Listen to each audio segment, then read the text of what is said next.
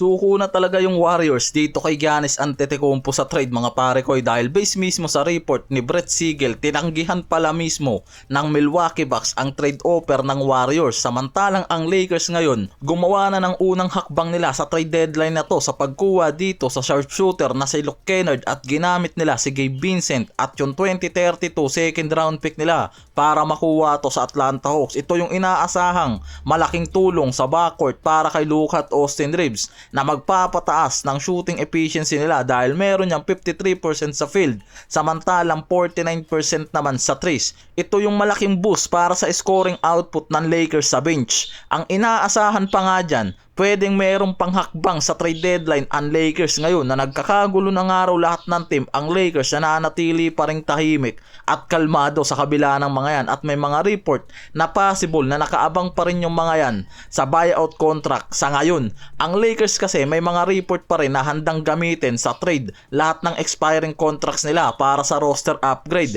Hindi pa nag-uumpisa ang deadline pero hanggang ngayon wala pa rin kasing malinaw talaga na trade target yung mga yan pagdating sa 3-and-D guard, backup center man lang na isang araw talaga sa kailangan ng mga to ngayon na makukuha sa market. And etong si Luke Kennard pa lang ang isa sa mga nakuha nilang role player pero hindi yan ganong ka-elite. Meron pa sila ngayong Rui Hachimura, Maxi Kleber, Dalton Knecht at ibang expiring na pwedeng gamitin bilang trade asset ngayon at may natitira pang draft capital.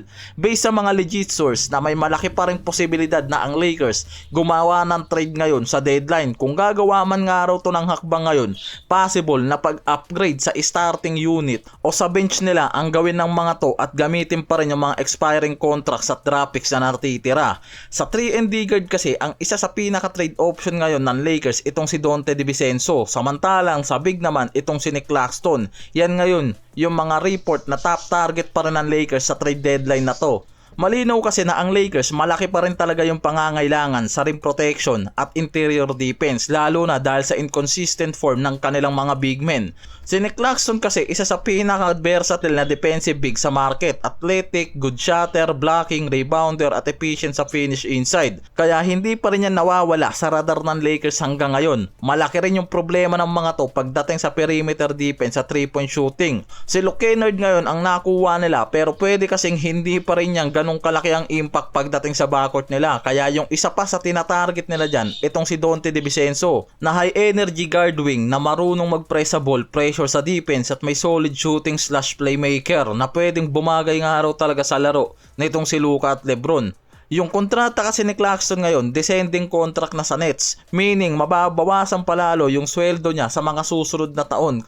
Kaya mas manageable nga raw ang salary cap ng Lakers kung sila ang kukuha sa kanya. Samantalang ang Wolves naman moderate lang ngayon. Depende sa negotiation at sa needs nila para i-trade itong si DiVincenzo. Samantalang after naman gumawa ng trade ang Warriors sa Hawks para dito kay Kristaps Porzingis, kapalit si Kuminga at Buddy Hield base mismo sa report ni Shams na yung paghahabol ng Warriors dito kay Giannis magtatapos na ngayon after na magamit nila ang trade chips nilang si Kuminga. Base na rin kasi mismo sa mga report na lumalabas, wala talagang interest ang Bucks na kumuha ngayon ng veteran player tulad nitong si Draymond Green na binibigay ng Warriors dahil ang Bucks nakapokus ngayon sa blue chips at young asset kasama yung mga draft picks. Yan yung gustong makuha ng mga yan sa trade nitong si Giannis. Sa report kasi mismo ni Brett Siegel lumabas na ang Bucks rin kasi mismo talaga ang nag-decline sa offer na yan ng Warriors. Kaya ngayon bigla nga raw talagang nag-ship ang Warriors sa ibang trade plan tulad ng pag-trade nga nila dito kay Kristaps Porzingis.